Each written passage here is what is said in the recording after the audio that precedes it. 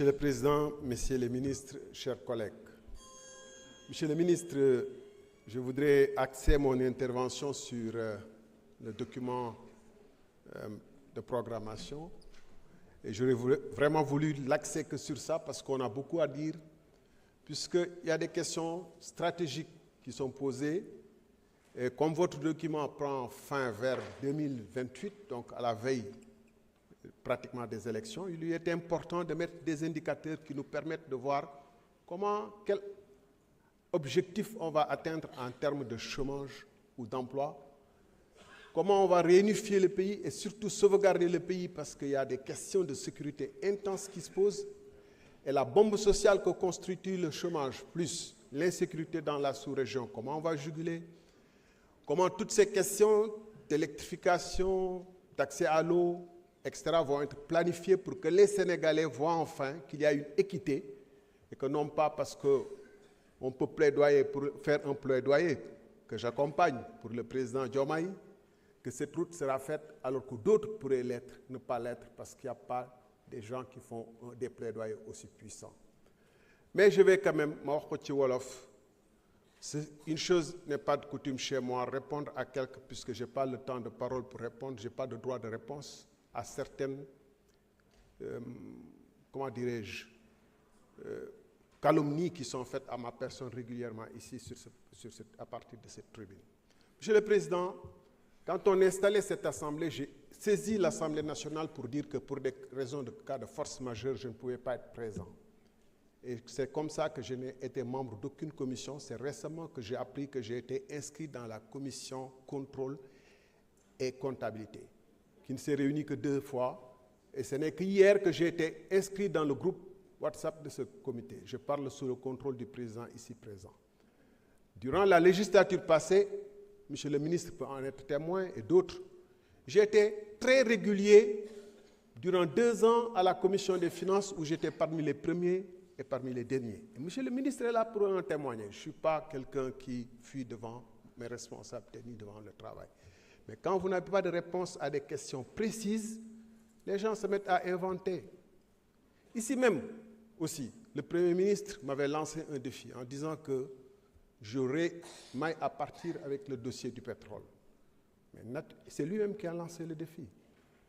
Mais naturellement, je lui dis, chiche, débattons. Bu fekkee nag dafa am ñu bëgg a jënd xuloo boobu di ma sosal du ma leen topp bu fekkente ne moom am na dossier ci man ci pétrole bi nañu ñu débattre fii ci Assemblée nationale sax commission d'enquête parlementaire benn moom moo ko wax bu xamee ne du suma moroom wala du ma moroomam waru ko woon wax gor ci kàddu ga benn ñaar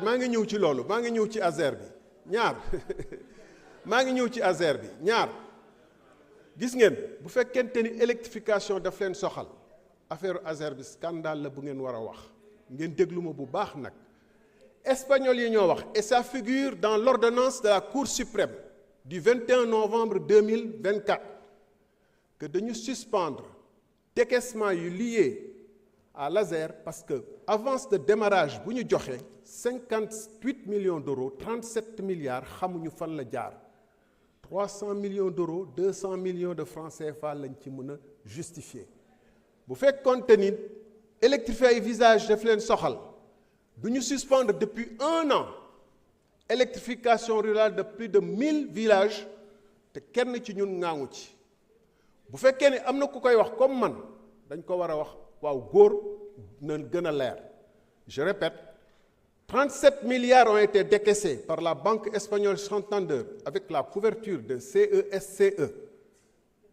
Ils disent qu'ils ont suspendu les décaissements parce que xamuñu 37 milliards yooyu fan la jaar 300 millions lañ ci kii woon du woon loolu laa naroon wax tey mais comme yéen a ma ci xëcc ma wax ci banque espagnole bi nee na ministre baa ngi nii mun na ci tontu. S'il vous plaît. nee na le 11 juin 2004 la ñu fay avance de démarrage bi amaana sax entreprise espagnole bi ci la fay prime bi nga xam ne moom mooy garantir caution yu ñu ko laajoon prime yi amaana ci la ko fay parce que mu ngi ko fay 4 jours après le 14 juin 2024 waaw da ngeen wax jubal jubanti nañu leeral loolu. espagnol yi ñu ngi def seeni enquête yu bomb comme fii bañ nañu enquête ban nañ ci wax mbir moomu dina leer parce que xaalis boobu fu mu dugg ak ña ca laal ñàkkul ñu ci laal te yéen dégg ngeen ni am na ñu ci laal comme da ngeen bëgg a coow am na ñu ci laal dina leer te dina leeri.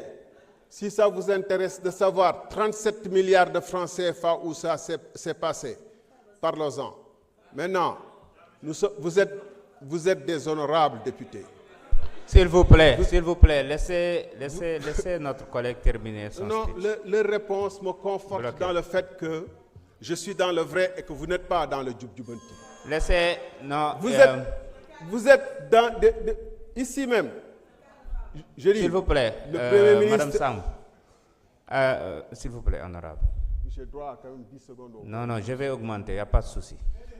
dama bëggoon ñu yeggali waxtaan bi ku nekk déglu sa morom fii ku nekk jël nga parole am nga loo wax boo waree tontu nga tontu surtout ci yéen am na ñoo xam ne jëlaguñu kàddu bu ñëwee ñu tontu ñu yeggali waxtaan bi am nga 15 secondes pour terminer.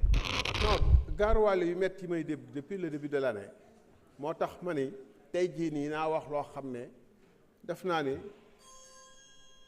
bu leen soxalee ñu def ci commission d'enquête parlementaire loolu mooy suñu rôle du sànnante ay flèches nii bu fekkente ni ce parlement là est à la hauteur de ce qu'il demande qu'on fasse des commissions d'enquête parlementaire sur les sujets que vous évoquez. L'honorable député Pape Djibril Fall l'a proposé. Je vous remercie.